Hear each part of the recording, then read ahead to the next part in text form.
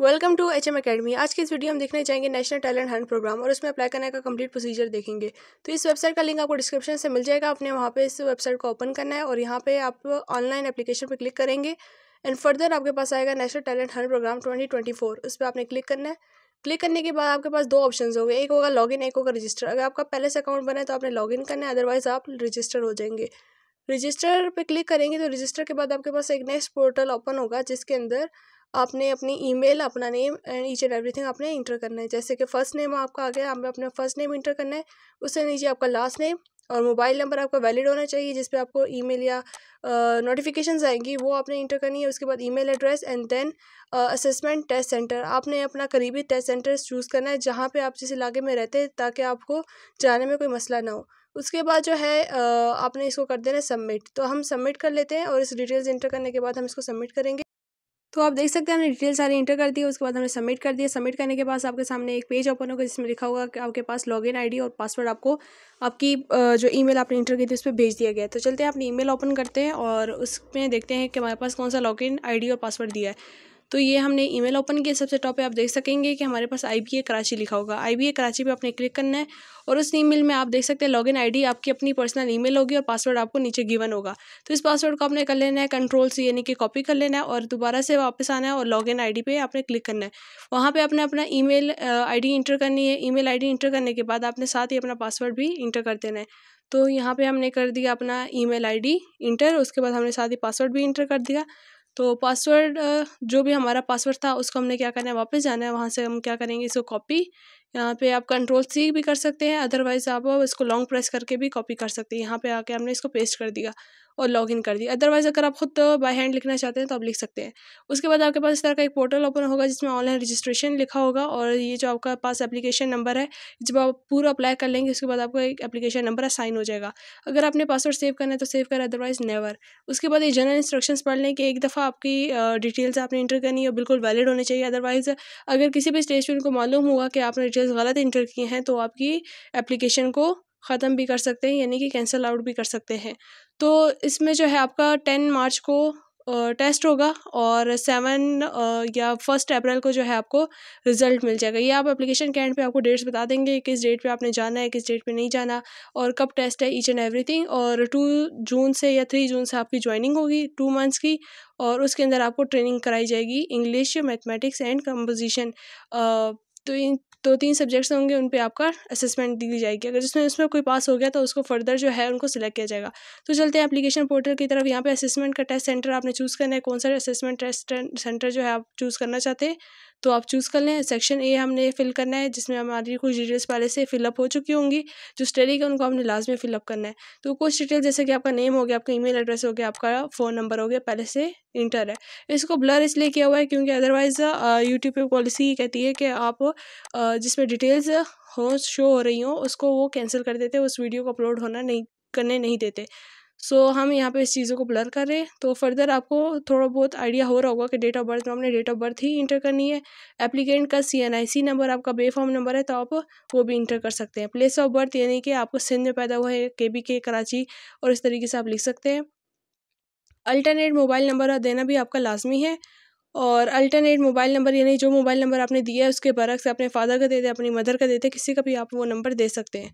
और साथ ही साथ नीचे रीजन आ रहा है आपका, रीजन के अंदर आपने सबसे पहले हम अल्टरनेट मोबाइल नंबर इंटर कर देते हैं।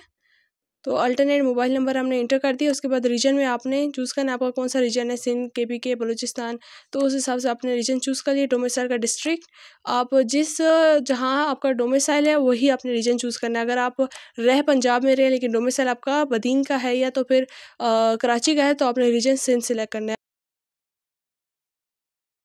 उसके बाद रेजिडेंशियल एड्रेस पे जो है आपने करंट अपना एड्रेस लिखना है, जो भी आपका करंट जहाँ आप रह रहे हैं वो एड्रेस लिखना है। वहाँ का सिटी लिखना है। सिटी आपका डोमिसाइल का नहीं होना चाहिए बल्कि जहाँ आप फिलहाल रह रहे हैं उसका सिटी लिखना है। वहाँ का डिस्ट्रिक्ट एंड फिर देन उसका प्रोविंस लिखना है, आप किस प्रोविंस में रह रहे हैं। जो आपका रीजन था वो आपके डोमिसाइल का रीजन था और जो प्रोविंस वगैरह आप इंटर करेंगे वो आप जहाँ रह रहे होंगे वहाँ का इंटर करना है। तो इससे पहले अगर आप किसी टेस्ट में अपीयर हुए हैं तो फिर आप कर दें कि मैं फ़लाने टेस्ट में अपीयर हूँ, जैसे IBA, ITN, THP, या फिर नॉट अलाउड या अटेंडेड एनी ट्रेनिंग प्रोग्राम। उससे पहले आपने कोई भी अटेंड नहीं किया प्रोग्राम। तो ये भी सिलेक्ट कर सकते हैं। उसके बाद हम कर देंगे save and continue. Save and continue करने के बाद आपके पास नेक्स्ट पोर्टल होगा जो कि है एजुकेशन का। तो एजुकेशन का पोर्टल हम चेक करते हैं, और एजुकेशन डिटेल्स के अंदर सबसे पहले आपने मैट्रिक की डिटेल इंटर करनी है। सबसे पहले मैट्रिक का स्कूल का नेम इंटर करना है। उसके बाद आपका नेम ऑफ बोर्ड, आपका कौन सा बोर्ड था। तो फिलहाल हम इसको रैंडम फिल करते हैं और साथ ही साथ देखते हैं। अब रैंडम हम एक बोर्ड चूज़ कर लेते हैं, जिस तरह के कराची का बोर्ड हो गया, कोई भी बोर्ड हो गया, आप सिलेक्ट कर लें।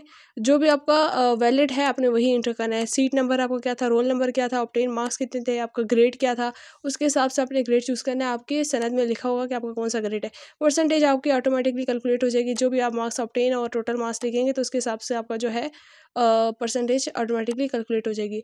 तो हम यहाँ पे फिलहाल इंटर कर देते, जिससे कि हमारे पास है 994 मार्क्स आउट ऑफ 1100।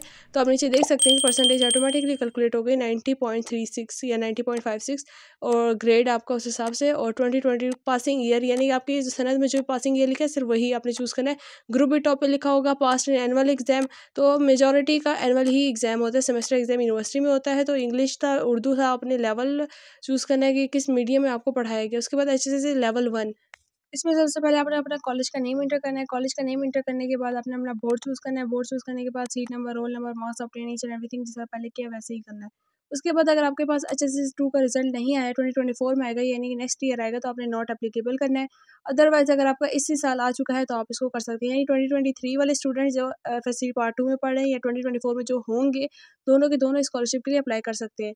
सो जो कह रहे हैं कि हमने जो है अभी FSC पार्ट 2 का रिजल्ट नहीं आया, तो वो कर सकते हैं। आपने सिर्फ क्या करना है कि नॉट एप्लीकेबल पे क्लिक करना है। उसके बाद जो है आपने कोई इस तरह की स्कॉलरशिप मिली है तो येस, अदरवाइज नो। उसके बाद सेव एंड नेक्स्ट करेंगे। सेव एंड नेक्स्ट करने के बाद आपके पेरेंट एंड गार्डियन डिटेल्स आपने इंटर करनी है, जैसे कि फैमिली इन्फॉर्मेशन, फादर और गार्डियन का नेम और मदर गार्डियन, और जो आपका स्टेरिक है आपने उसको लाजमी इंटर करना है। जो स्टेरिक वो आप पे डिपेंड करता है कि आप इंटर करना चाहते हैं या नहीं करना चाहते। उसके बाद अपना लाइफ स्टेटस, और उसके बाद अपना उनका फ़ोन नंबर और CNIC number, each and everything आपने यहाँ पे सारे डिजिग्नेशन वगैरह सारी इंटर कर देनी है। और उसके बाद जो है नंबर ऑफ़ सिबलिंग, स्टडिंग्स और ये सारी डिटेल्स भी इंटर करनी है। उसके बाद आपके सामने आता है income expenditure, total family income. जो टोटल फैमिली इनकम होगी वो कितनी है, और टोटल हाउस होल्ड एक्सपेंडिचर ये कितना आपका खर्चा होता है। तो आपका इनकम जो है वो ज़्यादा होनी चाहिए आपके एक्सपेंसेस, अदरवाइज़ ये क्लैश कर जाता है अक्सर बच्चों का। And then ownership status of accommodation, आपका अपना घर है, रेंट पे रह रहे हैं, उस हिसाब से are there any outstanding loans. अगर आपने कहीं से लोन लिया है तो उसके बारे में लिखें, अगर नहीं लिए हैं तो नो कर दें। पर्पज़ ऑफ टेकिंग लोन, अगर आपने येस किया है तो उसके बारे में बताना है कि आपने क्यों लिया वो लोन। अगर आप किसी यूनिवर्सिटी में अप्लाई करने का सोच रहे हैं या आपने फिर अप्लाई किया हुआ है, तो उस यूनिवर्सिटी का नेम, उसका प्रोग्राम और उसका टेंटेटिव टेस्ट डेट, यानी कब आपने उसका टेस्ट दिया था वो भी लिखने। जैसे किसी ने, अगर आपने STHP या किसी और इस तरह के प्रोग्राम्स में आपने लिया था, तो उस हिसाब से जो है आपने उसका यूनिवर्सिटी का नेम, प्रोग्राम और उसका टेस्ट डेट लिखना है। गुजर चुका है तो उस गुजरे हुए डेट भी आप इंटर कर सकते हैं। सो उसके बाद जो हम इसको करेंगे सेव एंड कंटिन्यू। जो आपका हाउस होल्ड था उसके अंदर ये जितनी भी डिटेल्स हैं ये सारी की सारी इंक्लूड होती हैं, इनको आपने एक्सक्लूड नहीं करना है। इन सबको इंक्लूड करके जितने एक्सपेंसेस बनते हैं वो इंटर करनी है। उसके बाद करेंगे save and continue. Save and continue करने के बाद हमारे पास नेक्स्ट पोर्शन आता है मोर इन्फॉर्मेशन का, जिसके अंदर आपने अपना प्रोग्राम सिलेक्ट करना है। आप एक से ज़्यादा प्रोग्राम भी सिलेक्ट कर सकते हैं। सो हम यहाँ पे करेंगे नन ऑफ द सिलेक्टेड में, जो आपके पास ड्रॉप डाउन मेन्यू है उसमें जाएंगे और आपने जो सा भी प्रोग्राम आपने चूज़ करना है आपने उस पर क्लिक करना है। चेक मार्क कर दिया। उस चेक मार्क करने के बाद आप नीचे देख सकते हैं एकेडमिक का रेफरेंस। तो सबसे पहले जो रिलेशनशिप है प्रिंसिपल या टीचर प्रिंसिपल का, अगर आपके पास है तो आप उसका इंटर करते हैं, अदरवाइज़ किसी भी टीचर का आप इंटर कर सकते हैं। और उसका नेम आपने इंटर करना है, उनके telephone number, mobile number. Telephone number इतना ज़रूरी नहीं कि स्टेरिक मार्क नहीं, मोबाइल नंबर और कॉलेज का नेम है, एड्रेस लाजमी है। उसके बाद ईमेल एड्रेस उनका लाजमी नहीं है, अगर कर दें तो वेल एंड गुड, अगर नहीं करते तो कोई मसला नहीं है। उसके बाद रिलेशनशिप में आपके जो एक्सक्लूडिंग फैमिली के अंदर आपके पेरेंट्स आते हैं और आपके सिबलिंग्स आते हैं। इसके अलावा आप अगर अंकल है, आंटी है या कोई भी है तो आप उनका रेफरेंस दे सकते हैं जो इस वक्त अवेलेबल हों, यानी जिनको कॉल की जाए या जिनसे पूछा जाए तो वो अवेलेबल हों उस टाइम पे। तो पर्सनल जो आपका रेफरेंस है उसके अंदर आपने किसी अपने ही का करना है, लेकिन आपका डायरेक्ट रिलेशन ना हो, जैसे कि आपके सिबलिंग्स और पेरेंट्स हो गए।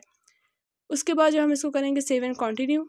तो सेव एंड कंटिन्यू करने के बाद हमारे पास एक प्रीव्यू का जो है पेज आ जाएगा। प्रीव्यू के पेज में आप देख सकते हैं जितनी भी हमने डिटेल्स इंटर की थी हमारे पास सारी की सारी सामने आ चुकी हैं। तो ये सारी डिटेल्स जो है अगर आपको वैलिड लगती हैं तो आपने सेव एंड नेक्स्ट कर देना है, और जितने में आपका सामने अंडरटेकिंग फॉर्म आ जाएगा उसके बाद उसको आपने नीचे चेक मार्क कर देना है आई एग्री करने के बाद जो है आपके सामने एक और जो पेज होगा प्रॉम्प्ट होगा, और उसमें लिखा होगा कि एक दफ़ा अगर आपने सबमिट कर दिया तो अपना कोई भी डाटा आप उसको चेंज नहीं कर सकते। तो हमने जो है पिक्चर अपलोड नहीं की थी, तो हम यहाँ पर सबसे पहले पिक्चर अपलोड कर लेते हैं, अपलोड अ पिक्चर। और पिक्चर अपलोड करने के बाद जो है हम इसको जो है फर्दर लेके जाएंगे। और पिक्चर आपकी PNG, JPG और JPEG की फॉर्म में होनी चाहिए। हम एक रैंडम पिक्चर यहाँ पे अपलोड कर लेते हैं और उसके बाद इसको प्रोसीड करते हैं। तो पिक्चर अपलोड हो चुकी है, उसके बाद हम दोबारा से सबमिट की तरफ आते हैं। सबमिट करेंगे तो उन्होंने लिखा है कि एक दफ़ा आपने फॉर्म सबमिट कर दिया तो उसके बाद कोई भी चेंजेस नहीं कर सकते। अगर आपकी कोई चीज़ है तो आप कैंसिल करके अपना प्रीव्यू कर लें दोबारा से डॉक्यूमेंट, अगर किसी बड़े को दिखाने हैं उसको दिखा दें, उसके बाद आपने सबमिट कराना है। उसके बाद ओके करने के बाद आपके पास यहाँ पे अपलोड फाइल का ऑप्शन होगा। तो आपने यहाँ पे जितनी भी फाइल्स हैं जो रहती हैं, ये देखें आपके सामने स्लिप जनरेट होगी, उससे नीचे आप आएंगे तो आपने अपनी जितनी भी फाइल्स हैं आपने उसको अपलोड करना है। और आप यहाँ पे देख सकते हैं आपके पास टेस्ट की डेट्स भी आ जाएगी, जैसे कि असेसमेंट टेस्ट जो है आपका 10 मार्च को होगा और रिजल्ट ऑफ असेसमेंट टेस्ट जो है 1 अप्रैल को आपका रिजल्ट अनाउंस होगा। इंटरव्यू आपका 8 अप्रैल को होगा एंड रिपोर्टिंग डे जो होगा 3 जून होगा, यानी कि आपका ओरिएंटेशन और जितना भी फर्स्ट डे जो होगा आपका यूनिवर्सिटी के अंदर वो 3 जून से स्टार्ट हो जाएगा। अपने 2 मंथ्स जो होंगे वहाँ पे अब एज अ ट्रेनिंग करनी है। 2 मंथ्स के बाद आपका टेस्ट होगा और जो उसमें सिलेक्ट होते हैं, जो टॉप बच्चे होंगे उनको जो है फर्दर 4 ईयर्स की एजुकेशन फ्री हो जाएगी, यानी कि 4 ईयर्स ऑफ एजुकेशन उनको वो देंगे। उनकी जो fee, tuition fee, each and everything, उनका एकोमोडेशन वगैरह उनकी तरफ से होगा। सो यहाँ पे जो इनकी गाइडलाइंस है आपने प्रॉपर पूरी पढ़ लेनी है। Copy of CNIC front end back form पे ऑफ एप्लीकेंट, अगर आपका CNIC नहीं बना हुआ तो आप फॉर्म पे भी इंटर कर सकते हैं। CNIC जो कॉपी है आपके पेरेंट्स की या फादर या गार्डियन की, उनकी भी इंटर करनी है। And applicant domicile birth certificate of father, domicile certificate या अपना डोमिसाइल आप इंटर कर सकती हैं, फादर का इंटर कर सकते हैं, दोनों में से कोई एक करना है, दोनों लाजमी नहीं है। उसके बाद जो लास्ट है कि सैलरी स्लिप इनकम जो है कैंडिडेट, अगर आपके फादर जो हैं एम्प्लॉय हैं कहीं के, तो वहाँ पे आपको उनको सैलरी स्लिप मिलती होगी, आपने वो यहाँ पे अपलोड करनी है उनकी पिक्चर बना के।